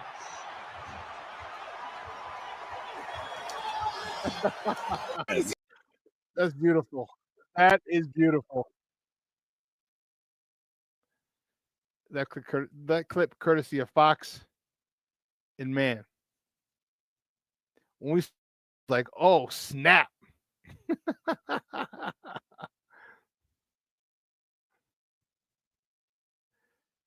DC checking in. What's up, Papa? How are you? It says Flus Turtles again. Go for it on fourth down, please. The O was cooking. He said, I'm glad we didn't get embarrassed. Thank you, T. Brown. Yeah. Cornelius says, Coach Brown can relate to the players because he's an alpha too. I agree. He's got a quiet demeanor about him, the way he talks, but he demands the room. DC and Derek Carter, first of all, thank you for checking in, Papa. I appreciate it. He had the quickest release yesterday of all the quarterbacks that played. Well, the one thing that they did is we talked about it, they married the routes. So there's so many times, and not all the time, but there are so many times where he took 1, 2, 3, bounce, throw. 1, 2, 3, 4, 5, bounce, throw. We saw it. I just showed you on the drive, the 4th and 3 to Odunze. It was 1, 2, 3, bounce, throw, hit him on the back shoulder. And then with the next play to from Caleb to Keenan Allen. 1, 2, 3, 4, 5, bounce, throw. All right, you're getting the ball out quickly. That's what Thomas Brown said he was going to do. He did it a lot yesterday. Let's do it more. Let's do it more. This O-line.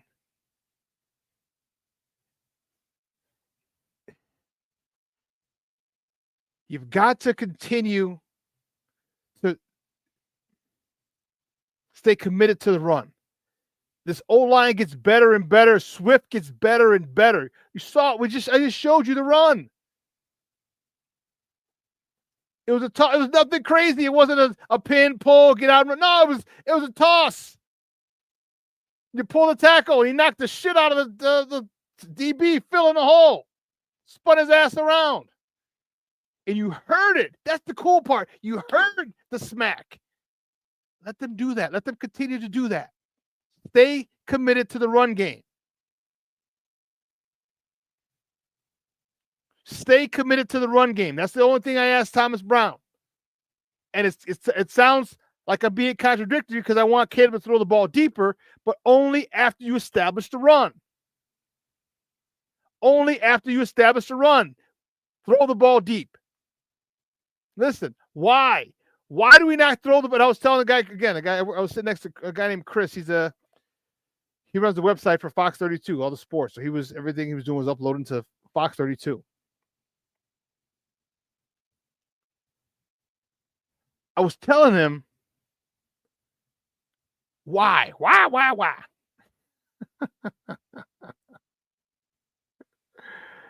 was like, why are we running the ball more? I'm like, why? Why are we not sticking with the run? DC said Caleb didn't get sacked to the last drive. No, he was sacked once before. Then he got sacked 2 times in a row. When you get these guys out playing and not thinking, I get it. You're trying to be conservative, and this is the argument for having a defensive head coach or against having a defensive head coach. You're more conservative because you understand. As opposed to an offensive coach, you're more aggressive.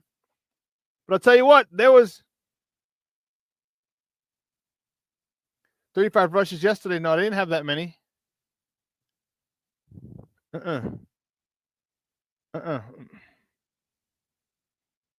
do they have? Hold on. I'll tell you what they had yesterday. It wasn't 135, that's for sure.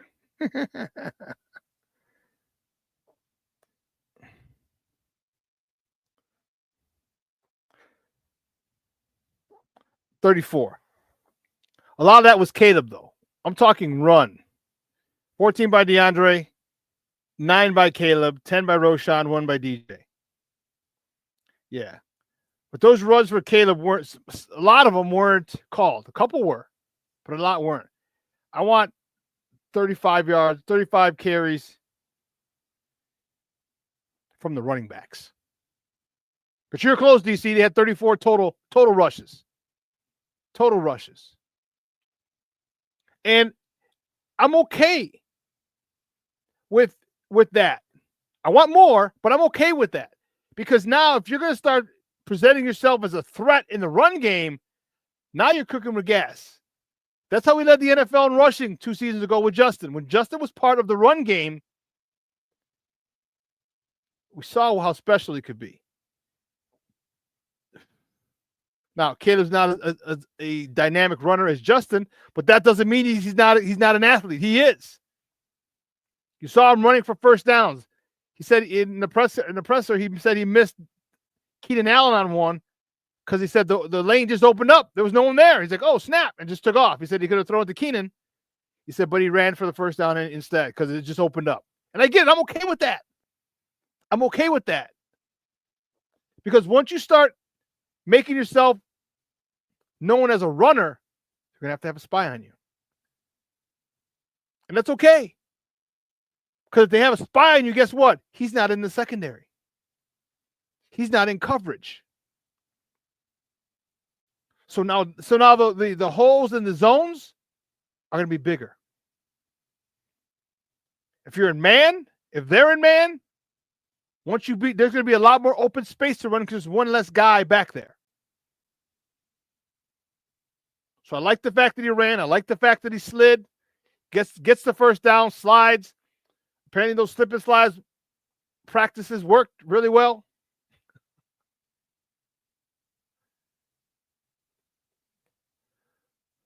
But Caleb is developing nicely.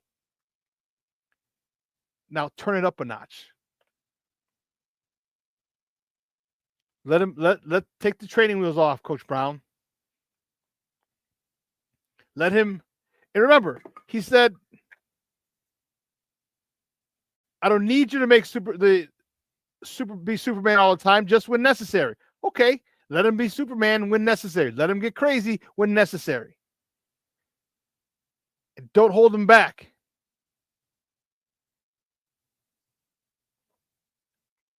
You see how much better Caleb played. Not a lot was on his plate. Yeah, because you ran the ball. The God blessed ball. And guys, that game went fast. I was telling Chris, was it me or just it was 1 o'clock and it was halftime. Like the whole first half was over in less than an hour. I was like, damn. Because you're running the ball. Shorten the game. Win. This is how we win. We're going to run the ball, play action third down, take some shots throughout the game. This team can still, it's going to be tough. You can still get close to double-digit wins. We got 7 games left. Yeah. We win 5 of them, that's 9. We've got to have an improvement from last year.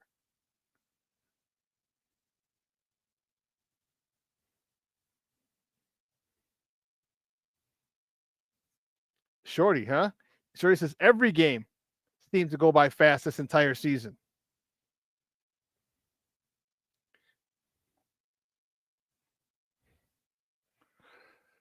No, he didn't have a lot of changes at the line, but at third down to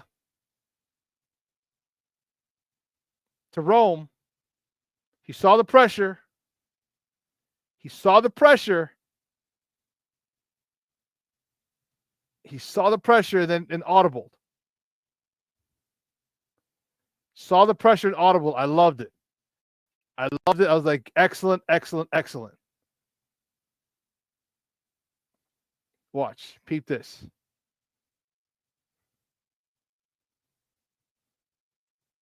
I'll show this to you. Here we go.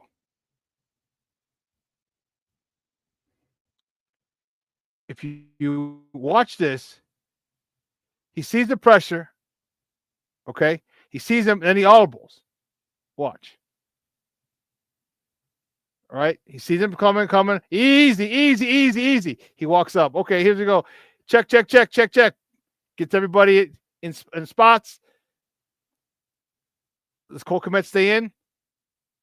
Cole Kmet stays in. All right? He audible to a 7-man protection. That was Keenan's. Look at that again. Because look at Cole Kmet right here. Look at Cole Kmet. Easy, easy, easy, Caleb says. Easy. Comes in, look at Cole Kmet, points to somebody. I got him. Darnell Wright says, I got him. Cole says, I got him. Back stays home. 7-man protection. Boom. Get that ball out. 1, 2, 3, 4. 1, 2, 3, 4, 5. Throw. Watch his feet work. And you heard it when you heard it live. Easy, easy, easy. So he does very well. Watch his footwork, though. Here, watch his footwork. Gets 7-man protection. 1, 2, 3, 4, 5, 6, 6, 7. Boom. Quick. Great stuff. That was awesome. Okay, that was awesome. So there's a lot that we've seen. A lot that we've seen from Caleb. Oh, yeah, Shawn, awesome. And that's dope. That's dope. Ball control offense makes the game go faster. It does. It does. Yeah, DC, it was awesome because you're starting to see the guy get it. He gets it. And, you know, what I said before, remember Coach Eberflus says, oh, we throw a lot at him. And he's picked it up. Yeah, he was still confused. When you got to understand, you can't.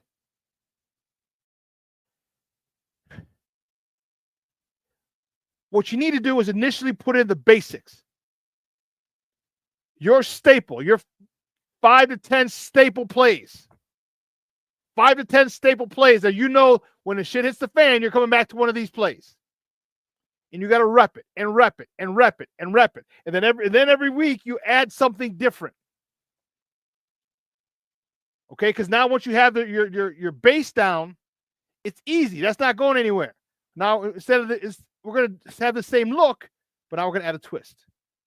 But when you throw everything at once, it's counterproductive, I think. I think it's counterproductive. Luis Mejia's in the house. Rise and grind, Papa. The prayers and thanks to Enrique Martinez and family.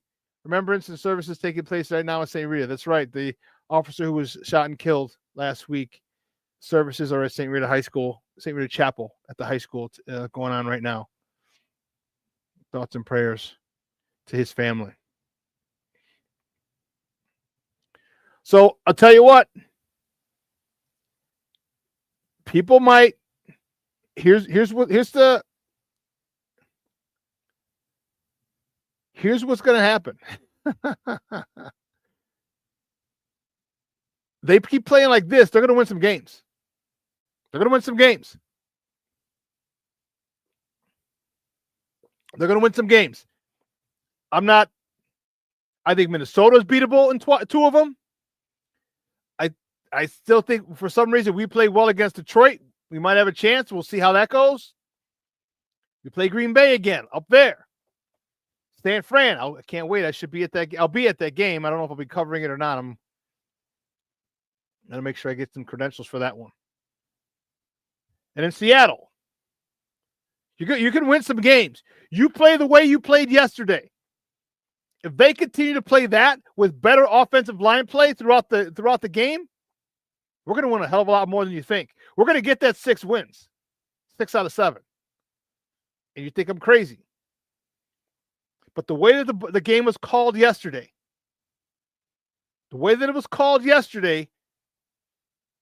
allowed Caleb to do a lot of good stuff. They didn't ask him to do a lot of stuff, just like Coach Brown said. I'm not going to ask him to do it every play.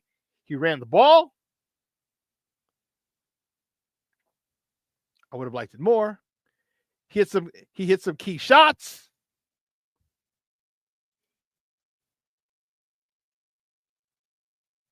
Derek Carter says, I don't trust the situational coaching by Flus.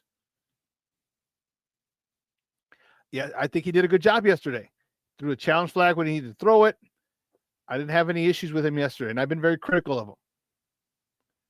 Luis says, I was watching the game with my nephew, and we were big win.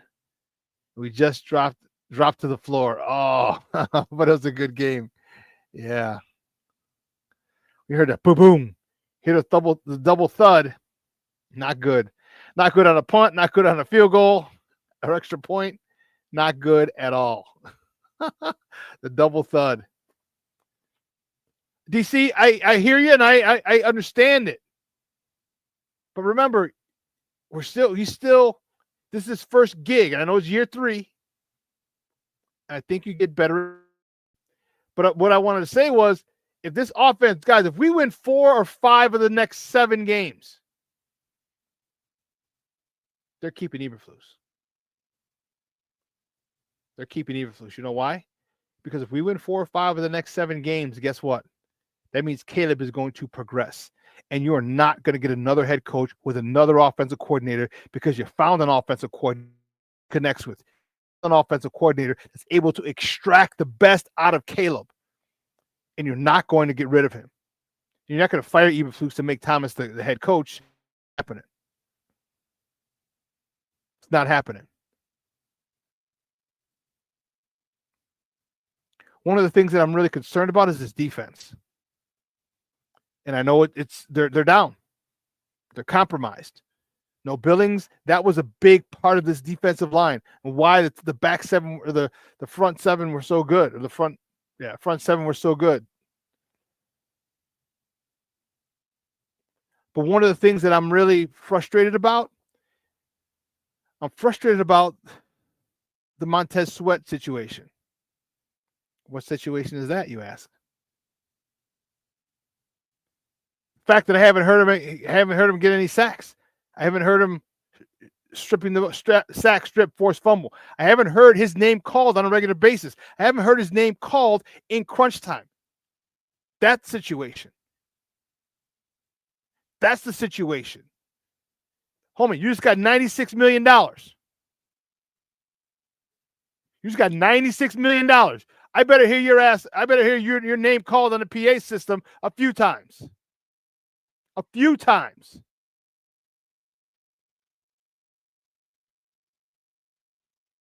Let's see what he had. Montez Sweat, 1 tackle.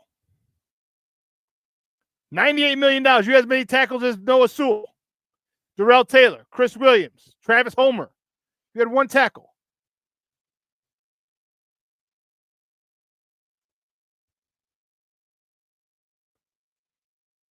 That's not going to get it done. And I get it.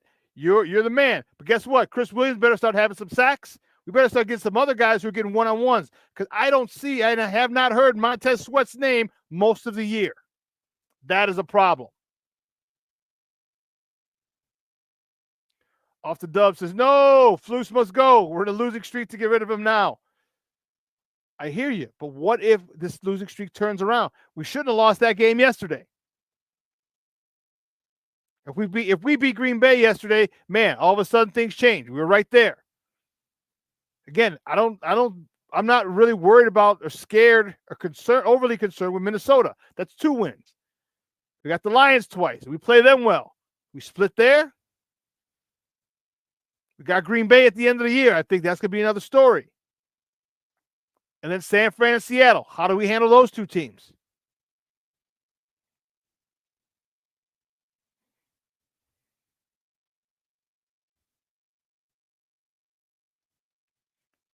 Derek Carter says, shit, Shawn, that's exactly what needs to be done. Bye-bye, Flus. Hello, T. Brown. Yeah, I don't know if you're just going to do that.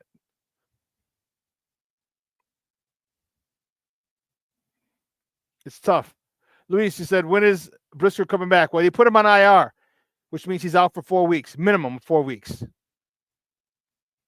So at least he'll be out 3 more weeks, minimum.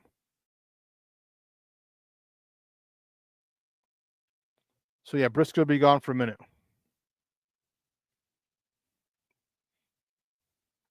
Anywhere in the press box, is Sweat playing still hurt? Yeah, I think so. But come on, man. Like, shin? For real? It's not a shoulder. It's not a knee, ankle, elbow. Your shin? Ice that joker. Come on, man. Really? Your shin?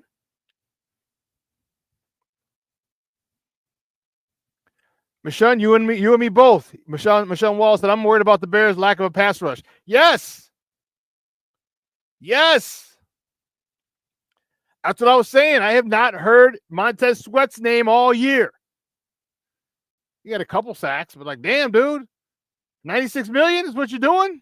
Is how it is?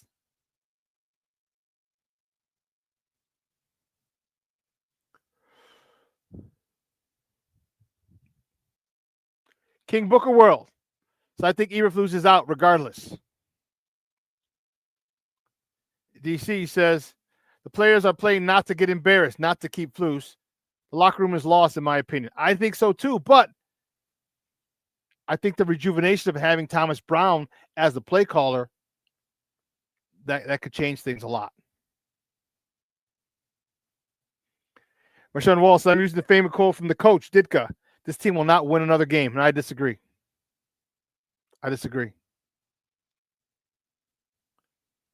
Shorty says, for whom? Well, there's a lot of good head coaches out there. Hey, you bring me a Mike Vrabel. We talked about him. But we also talked about their unwillingness to hire coaches who are seasoned, who will take the shine and the spotlight away from the general managers. These general managers, they're very vain. It's got to be all about me. And to sit there and say it's a collaboration, but it's got to be all about me leading that collaboration. Because you go get a Mike Vrabel, you're going to get a guy who's going to run this thing run this organization cracking the whip. All right? He's not going to put up with nonsense. Right? Fundamentally sound. He's got a bigger name, bigger cachet than Ryan Poles, the name Ryan Poles. Is he willing to do that? I don't know.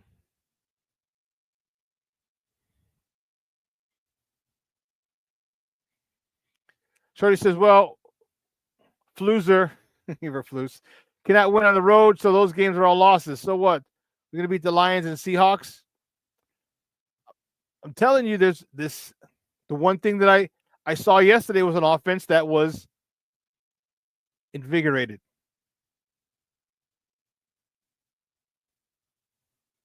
If they can, they might win a couple games on the road. We've got to go to Green Bay. Got to go to San Francisco. Got to go to Minnesota. Green Bay, San Francisco, Minnesota, Detroit.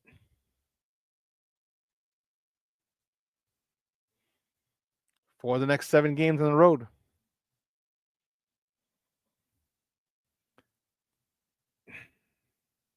Are they all on Sundays? No, one's a Monday night game, if I'm not mistaken. Minnesota. So we're going to see. We're going to see. Can he win? Why do you say that? The Niners aren't really, they're not world beaters. They are not world beaters.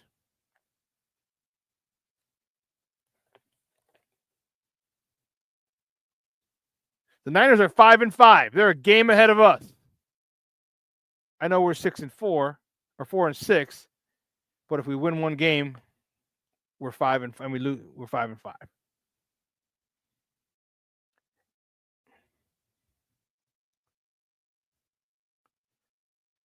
Did you see Seattle play yesterday? We are in trouble.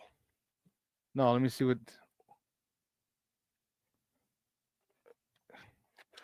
Seattle. See, 20. Yeah. Oh, Seattle and Niners. Geno Smith scored a 13-yard scramble with 12 seconds remaining. Visiting Seattle. Snapped a 6-game losing streak against San Francisco. Okay. Lions are 9-1. Yes, they are. And I'll tell you what. Let me tell you something. You guys might be right here because I tell you what, Dan Campbell is not going to stop running that football. Dan Campbell is not going to stop running that football. Now with David Montgomery, who loves to play against the Bears, and Jahmyr Gibbs, he is not going to stop running. They both have 100 yards yesterday? Let me check. Let me tell you, they are not going to stop running that football.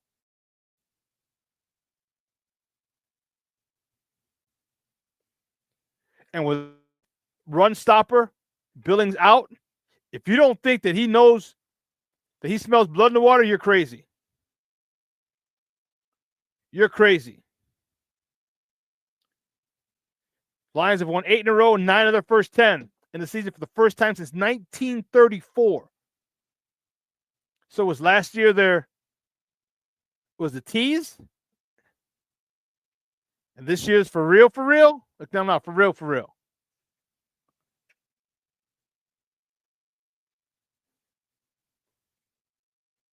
I'm trying to see where the rushing yards. I got to go to the box score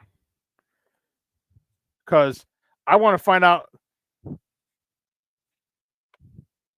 I need to find out how much they're going to stay. Here we go. Detroit, Jacksonville. 15 for 75, 11 for 69. Montgomery, 15 carries, 75 yards. Jahmyr Gibbs, 11 for 69. Reynolds, 2 for 21.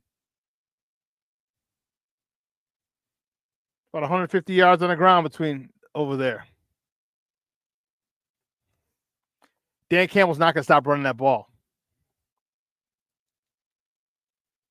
Shorty, which one in away game? Which game are you talking about?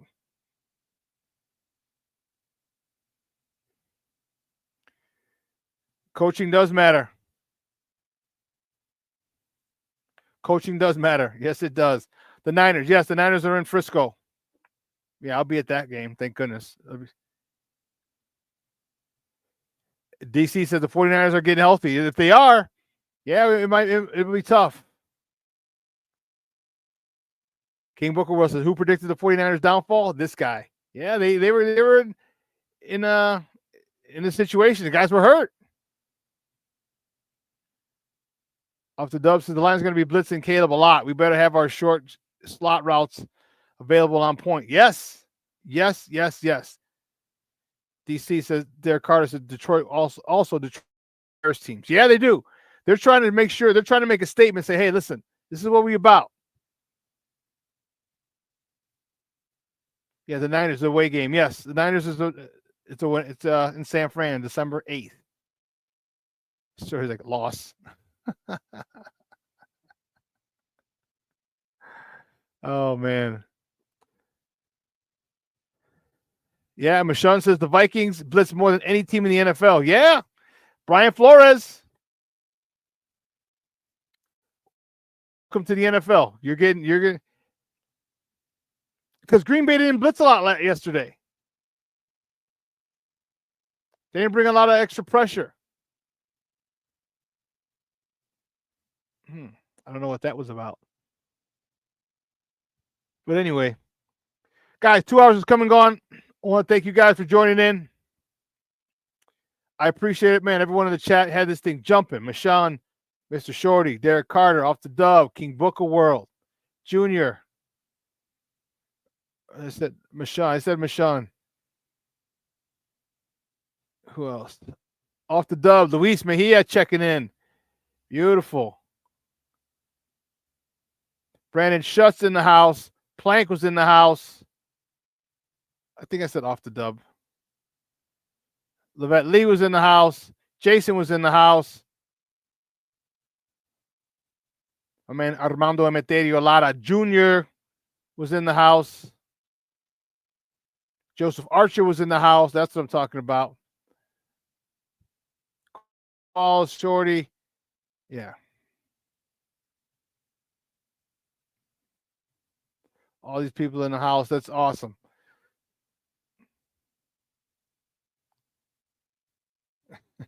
Junior. It's like, seriously, everyone in the chat, when Shawn and I played on the Chargers, Shawn was the guy to lean on in crunch time. He'd either run it or he was the best pass-catching running back. Thanks.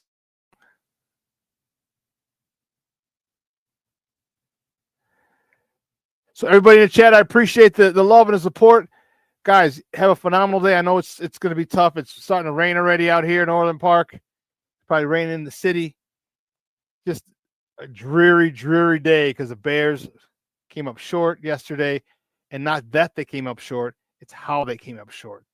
That was the biggest, that was the toughest, I think the toughest issue for us to swallow. All right, it's how they lost it. All right, so guys, have a phenomenal day. Do me a favor, set up sometime or make a phone call, a text, a voice memo, something to one of your peoples. All right, let them know you love them. As I tell you all the time, tomorrow is promised to no one. All right, make sure that you go out of your way to reconnect with people and let them know that you love them. All right. Patty, I forgot to say thank you, Patty, for checking in. Michonne said it's raining in the Shy. Okay. Okay. Well, guys, this will replay tonight at 6 p.m. At 12:15, we have Second City Sports with Lakina and Sydney. All right. They'll take it on a 2-hour voyage of more Chicago sports. So for everyone here at Sports Zone Chicago, guys, I'm your boy, the SuperBack, Shawn Sierra. Guys, have a phenomenal day. Your boy is out.